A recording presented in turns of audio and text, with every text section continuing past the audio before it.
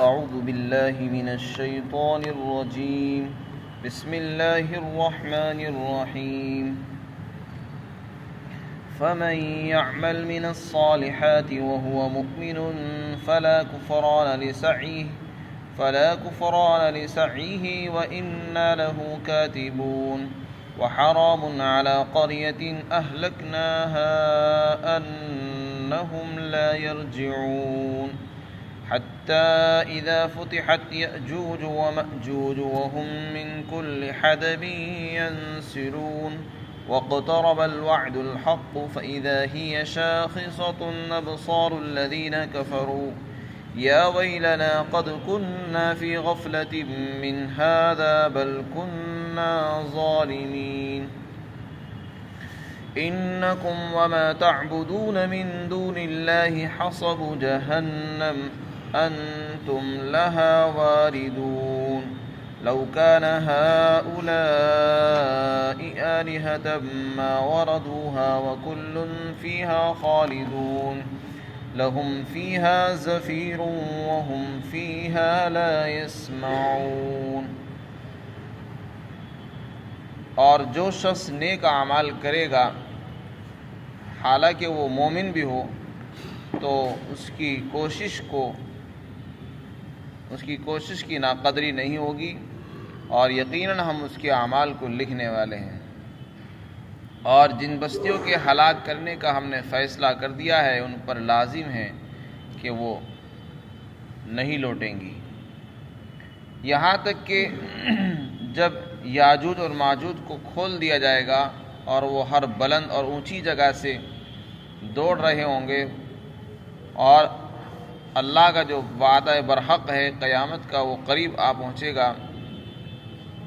تو جن لوگوں نے کفر کیا ہوگا ان کی آنکھیں پھٹی کی پھٹی رہ جائیں گی، اور وہ کہیں گے ہائے ہماری کمبختی،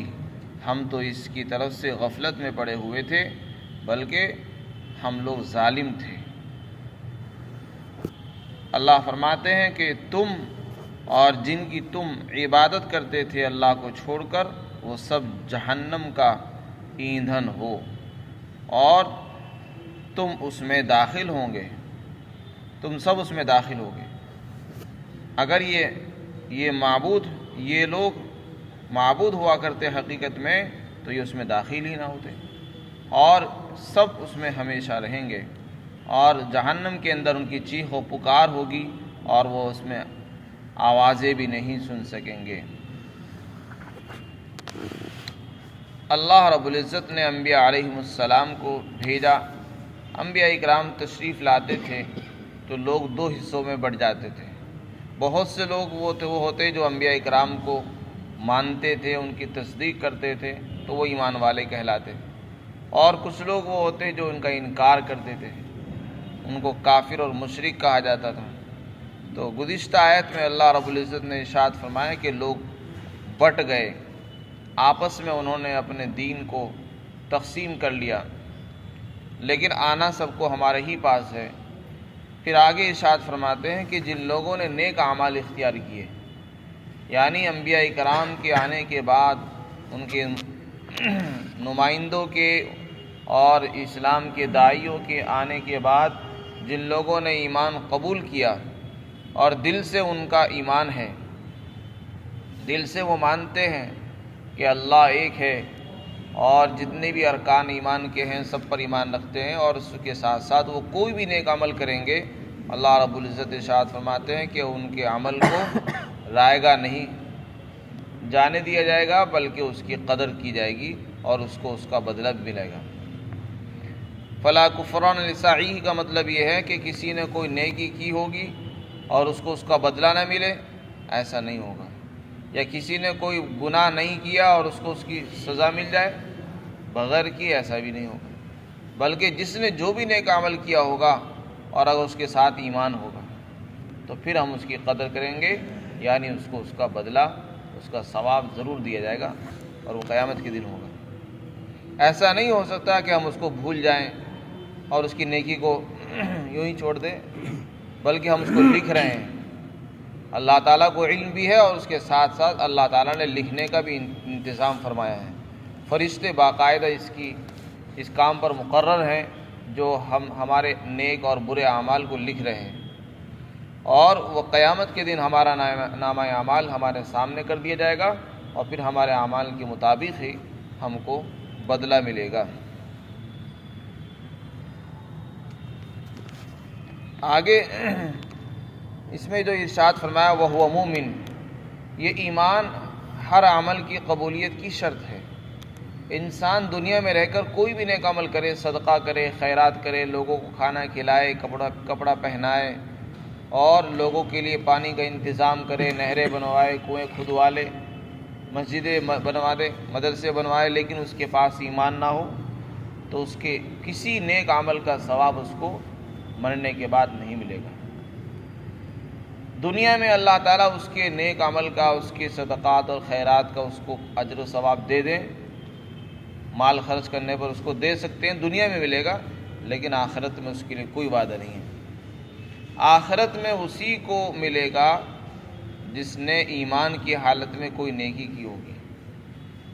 دنیا میں بہت سے انسان ہیں، کافر و مشرک بھی خیرات کرتے ہیں، صدقات کرتے ہیں، بس اللہ تعالیٰ ان کو جو کچھ دیتا ہے ان کی نیکیوں کے بدلے میں وہ دنیا ہی میں دے دیتا ہے۔ اگر ہم یہ چاہتے ہیں کہ ہمارے نیک اعمال کا ثواب ہمیں آخرت میں بھی ملے تو اس کے لیے ایمان شرط ہے، بغیر ایمان کے کسی نیک عمل کا ثواب نہیں ملے گا، اور کوئی بھی عمل اللہ کے یہاں قبول نہیں ہے بغیر ایمان کے، تو اس لیے ایمان بنیادی چیز ہے۔ اس کے بعد ارشاد فرمایا کہ حرام کے معنی ہے واجب اور ضروری کے، اور اس آیت کی تفسیر میں حضرت عباس رضی اللہ عنہ نے فرمایا اس کا مطلب یہ ہے کہ جن بستیوں کے ہلاک کرنے کا ہم نے فیصلہ کر لیا ہے وہ واپس نہیں آئیں گی، یعنی توبہ نہیں کریں گی، بلکہ وہ اسی حال میں مر جائیں گی، کفر پر ہی جمی رہیں گی اور کفر سے پیچھے ہٹنے والی نہیں ہے۔ حرام کے معنی واجب کے ہیں، اور لا یرجعون لا یتوبون کے معنی میں ہے، اور مطلب اس میں اضمار بھی ہے، کچھ عبارت پوشیدہ ہے، اور مطلب اس کا یہ ہے کہ جن بستیوں نے یہ طے کر لیا ہے کہ ہم ایمان نہیں لانا اور وہ کفر پر ہی جمی ہوئی ہے، انکار حق پر وہ اڑی ہوئی ہیں، تو اللہ تعالیٰ نے بھی ان کے لیے طے کر دیا ہے کہ وہ واپس نہیں پلٹیں گی، ایمان نہیں لائیں گی، اور ان کا خاتمہ ہلاکت پر اور بربادی پر ہی ہوگا۔ تو اس صورت میں مطلب یہ ہوا کہ جن لوگوں نے انکار کر دیا ہے حق ماننے سے، اللہ تعالیٰ نے بھی فیصلہ فرما دیا کہ وہ توبہ نہیں کریں گے۔ اور ایک دوسرا مطلب یہ ہے لا یرجعون کا مطلب یہ ہے کہ وہ دنیا میں واپس نہیں آئیں گے۔ جن بستیوں کو ہم نے ہلاک کر دیا ہے تو وہ دوبارہ واپس لوٹ کر دنیا میں آ جائیں، ایسا نہیں ہوگا۔ جو ایک مرتبہ دنیا سے جا چکے ہیں وہ چلے گئے، اب ان کو دوبارہ دنیا میں نہیں بھیجا جائے گا، اور ایسا نہیں ہوگا کہ وہ دنیا میں آ کر دوبارہ سے نیک اعمال کر لیں۔ پھر آگے ارشاد فرمایا کہ جو لوگ کفر پر جمے ہوئے ہیں وہ اتنے بے حس ہیں اور اتنے بے غیرت ہیں کہ ان کو کتنا ہی آپ سمجھا دیں لیکن ان کی سمجھ میں بات نہیں آتی، یہاں تک کہ زمانہ کتنا ہی لمبا اور دراز ہو جائے اور کیسی حالات آ جائیں وہ پھر بھی سدھرنے کو تیار نہیں۔ قیامت کے قریب بہت سی علامتیں ظاہر ہوں گی جو انتہائی ہولناک ہوں گی، خوفناک ہوں گی، ان سے بھی وہ عبرت نہیں لیں گے۔ چنانچہ قیامت کی علامتوں میں سے ایک اہم علامت ہے یاجوج اور ماجوج کا نکلنا۔ یاجوج اور ماجوج ایک قوم ہے، دو قومیں ہیں، یاجوج ایک الگ قوم ہے اور ماجوج دوسری قوم کا نام ہے، اور مفسرین نے لکھا ہے کہ یہ دونوں حضرت نوح علیہ السلام کے بیٹے یافس کی اولاد میں سے ہیں۔ یافس نوح علیہ السلام کے بیٹے ان کی اولاد میں سے ہیں، اور یہ کافر قوم ہیں دونوں۔ حضرت ذوالقرنین جو بادشاہ گزرے ہیں، ایک عادل اور نیک اور صالح بادشاہ گزرے جن کا تذکرہ اس سے پہلے سورہ کہف کے اندر بھی گزرا ہے۔ حضرت ذوالقرنین نے مشرق اور مغرب کا جب سفر کیا اور دنیا کا چکر لگایا تو اس میں وہ ایسے لوگوں پر بھی گزرے جہاں یاجوج ماجوج رہتے تھے۔ وہاں کے لوگوں نے شکایت کی کہ یاجوج ماجوج آتے اور ہماری کھیتیوں کو تباہ کر دیتے اور ہمارا نقصان کرتے ہیں، لہذا آپ کوئی دیوار قائم کر دیں جس سے ہم ان سے محفوظ ہو جائیں، کیونکہ وہ شریر قوم ہے، فتنے اور فساد کرنے والی قوم ہے، اور ان کا کام ہی فتنے اور فساد بگاڑ ہے۔ تو وہاں کے لوگوں نے جب ان سے درخواست کی تو حضرت ذوالقرنین نے ایک دیوار، لوہے کی چادروں سے ایک دیوار، لوہے کو پگھلا کر ایک دیوار کھڑی کر دی کہ جس سے وہ انسانوں کے درمیان نہ آ سکیں، انسانوں کی اور یاجوج ماجوج کے بیچ میں ایک دیوار قائم کر دی، جو قیامت کے قریب اللہ تعالیٰ اس کو ریزہ ریزہ فرما دیں گے اور پھر وہ باہر نکل کر آ جائیں گے۔ تو اس دیوار کے قائم ہونے کے بعد یاجوج ماجوج اور دوسرے انسانوں سے الگ ہو گئے۔ ان کی قوم کے کچھ لوگ ترک کہلاتے ہیں، جو اس دیوار سے باہر رہ گئے ان کو ترک کہتے ہیں، اور باقی کو یاجوج اور ماجوج کہتے ہیں۔ تو یاجوج و ماجوج کا تذکرہ سورہ کہف کے آخر میں بھی آیا، اور یہاں بھی اس کی طرف اشارہ فرمایا اللہ تعالیٰ نے۔ تو قیامت کے قریب وہ نکلیں گے اور اتنے کثیر ہیں کہ آپ ان کا اندازہ نہیں لگا سکتے، انسانوں سے کئی گنا زیادہ ہے۔ جہنم کے اندر حکم دیا جائے گا کہ جہنم میں ڈال دیا جائے، 900 ہر 1000 میں سے 999 لوگوں کو جہنم میں ڈالا جائے گا اور ایک آدمی کو جنت میں ڈالا جائے گا۔ تو وہ 999 وہ انہی میں سے ہوں گے، اللہ کے رسول نے فرمایا۔ جب آپ نے ایک حدیث بیان کی اور اس میں فرمایا کہ ہر 1000 میں سے 999 جہنم میں جائیں گے اور ایک جنت میں جائے گا، صحابہ کو تعجب ہوا کہ ہمارا تو نمبر ہی نہیں آئے گا پھر جنت میں جانے کا۔ تو آپ نے فرمایا کہ نہیں، وہ یاجوج ماجوج میں سے ہوں گے 999، اور ایک تم میں سے ہوگا جو جنت میں جائے گا۔ تو اس سے اندازہ ہوتا ہے کہ وہ کتنے زیادہ ہیں، اور جب قیامت آئے گی تو قیامت سے پہلے وہ نکلیں گے اور اس قدر کثیر ہوں گے۔ حضرت ابن عباس فرماتے ہیں کہ مرتبہ کچھ بچے آپس میں کھیل لیتے ہیں، ایک دوسرے پر کود رہے ہیں، لڑ رہے ہیں، ایک دوسرے پر کود کر کھیل لیتے ہیں، تو فرمایا کہ اسی طرح نکلیں گے وہ۔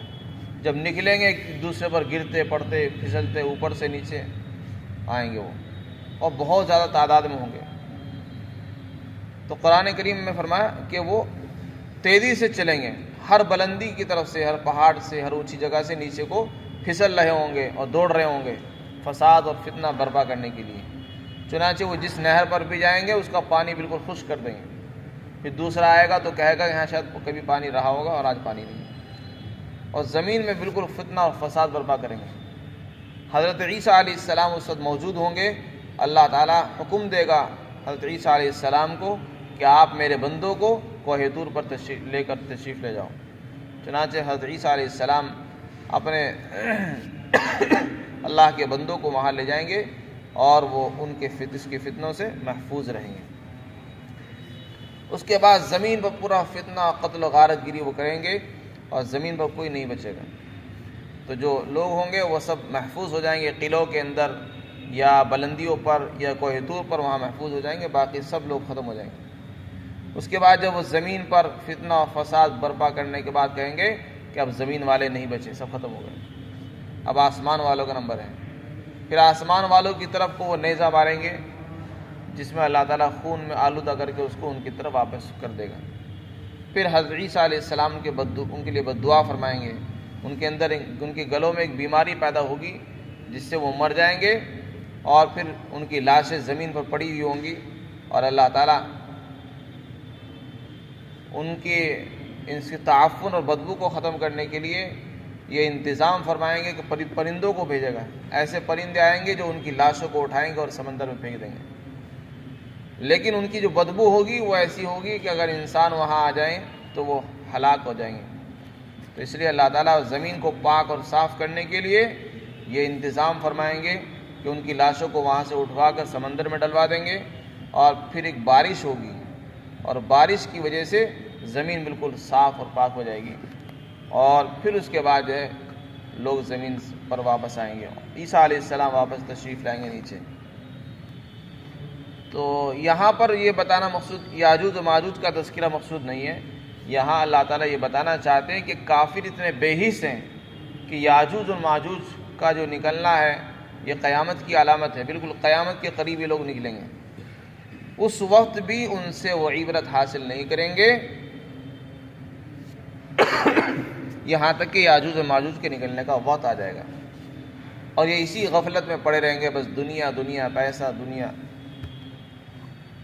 اور جب وہ یاجوج و ماجوج نکلیں گے اس کے بعد پھر قیامت آئے گی، تو قیامت آنے کے بعد جب دیکھیں گے قیامت آ رہی ہے تب ان کی آنکھیں پھٹی کی پھٹی رہ جائیں گے، یہ کیا ہو گیا، اور اس وقت افسوس کریں گے اور اپنے اوپر ندامت اور شرمندگی کا اظہار کریں گے، لیکن اس وقت کا احساس کسی کام نہیں دے گا۔ تو اس لیے عقل مندی کا کام یہ ہے کہ آدمی وقت سے پہلے توبہ کرے اور ایمان کو اختیار کرے، نیک اعمال میں لگا رہے۔ یہ معلوم نہیں کسی کو کہ اس کا وقت کب آ جائے، جب بھی انسان کی موت آ جاتی ہے بس وہی اس کی قیامت ہوتی ہے، اس لیے کہ جو مر گیا اس کی قیامت تو وہی قیامت ہے، وہ جب قیامت آئے گی جب وہ زندہ نہیں رہے گا۔ فرمایا حتیٰ اذا فتحت، جب یاجوج ماجوج کو کھول دیا جائے گا اور وہ ہر بلندی سے دوڑ رہے ہوں گے، اور اللہ کا جو وعدہ برحق ہے یعنی قیامت وہ قریب آ پہنچے گا، تو جو کافر ہوں گے ان کی نگاہیں اٹھی کی اٹھی رہ جائیں گی، اور وہ کہیں گے یا ویلنا، ہائے ہماری کم بختی، ہم غفلت میں تھے۔ تو یہ در حقیقت ان کا رجوع ہے، توبہ ہے۔ اب ان کو یقین آ رہا ہے کہ ہم تو دھوکے میں پڑے ہوئے تھے، یہ دنیا کچھ نہیں دی، اصل تو آخرت ہے۔ تو اللہ تعالیٰ فرمائیں گے جب انہوں نے پہلے ہی طے کر لیا کہ ہم ایمان نہیں لانا، اس لیے اللہ نے بھی طے کر لیا کہ اب ان کو توبہ کی توفیق بھی نہیں دینی۔ تو اس لیے قیامت کے وقت کا توبہ کا اعتبار نہیں ہوگا، جب قیامت قائم ہو چکے گی اس کے بعد کوئی افسوس بھی کرے کہ مجھ سے غلطی ہو گئی، میں ایمان لاتا ہوں، اس وقت کا ایمان لانا، رونا چلانا کوئی کام نہیں دے گا، بلکہ یہ کہیں گے کہ ہم ظالم تھے، اقرار بھی کریں گے، لیکن اب اس وقت کا اعتبار نہیں ہوگا، بلکہ یہ کہا جائے گا تم اور جن کی تم عبادت کرتے تھے، شیاطین کی، بتوں کی، دیوی دیوتاؤں کی، یہ سارے تمہارے باطل خدا، یہ سب جہنم کا ایندھن بنیں گے۔ جن شیطانوں کی وہ عبادت کرتے تھے وہ بھی جائیں گے، اور جن پتھروں کی عبادت کرتے تھے وہ بھی جہنم میں ہوں گے۔ اب سوال یہ ہے کہ جن کی وہ عبادت کرتے تھے، مثلا شیاطین کی، جناتوں کو بڑا بڑا مانتے تھے، ان کو جہنم میں بھیجنا تو سمجھ میں آتا ہے کیونکہ وہ کافر ہیں، لیکن جو پتھر ہیں، دیوی دیوتائے ہیں، پتھر کے معبود جو انہوں نے بنا رکھے ہیں، وہ تو بے جان ہیں، ان کو جہنم میں ڈالنے کا کیا مقصد؟ تو مفسرین نے اس کا جواب یہ دیا ہے کہ ان کو ڈالنے کا مقصد ان کو عبرت دلانا، یاد دلانا ہے کہ دیکھو جن خداؤں کے سہارے تم جیتے تھے اور جن سے تم نے آس اور امید لگا رکھی تھی کہ یہ ہمارے سفارشی بنیں گے، یہ اتنے بے بس ہیں، یہ خود اپنے آپ کو نہیں بچا سکے، تمہیں کیسے بچا لیں گے؟ تو انہیں احساس دلانے کے لیے، حسرت اور افسوس کرانے کے لیے اللہ تعالیٰ ان کو بھی جہنم میں ڈال دے گا، تاکہ ان کو نظر آ جائے، اپنی غلطی کا ان کو اعتراف ہو، چنانچہ اس دن ان کی آنکھیں کھل جائیں گی اور وہ اقرار کریں گے کہ ہاں ہم غلطی پر تھے۔ تو فرمایا کہ تم اور جن کی تم عبادت کرتے تھے اللہ کو چھوڑ کر، یہ سب جہنم کا ایندھن ہوں گے اور تم سب اس میں داخل ہوں گے۔ اور آگے فرمایا اگر یہ معبود ہوتے، مان لو تھوڑی دیر کے لیے جن پتھروں کو، جن دیوی دیوتاؤں کو ہم خدا بنا رہے ہیں اور جن مٹی کے بنے ہوئے چیزوں کو ہم اپنا خدا کہتے ہیں، اگر واقعتاً یہ خدا ہوتے تو یہ جہنم میں کیوں آتے؟ اور آج یہ جہنم میں پڑے ہوئے ہیں، تو اس وقت تم خود کہو گے کہ ہاں یہ خدا نہیں تھے، اگر یہ خدا ہوتے تو یہ تو ہمیں بچاتے اور خود بھی بچتے۔ تو اس دن ان کو یہ احساس دلانا ہے کہ یہ خدا نہیں ہے۔ فرمایا اگر یہ خدا ہوتے تو یہ اس میں نہ داخل ہوتے، بلکہ سب کو اس میں ہمیشہ رہنا ہوگا، اور جہنم میں ایسی چیخ اور پکار ہوگی، چاروں طرف سے شور ہنگامہ ہوگا کہ آپس میں ایک دوسرے کی آواز بھی سنائی نہیں دے گی، کون کیا کہہ رہا ہے، اس قدر شور اور ہنگامہ اس میں برپا ہوگا۔ اللہ تعالی ہم سب کی حفاظت فرمائے، ایمان برکات ہو۔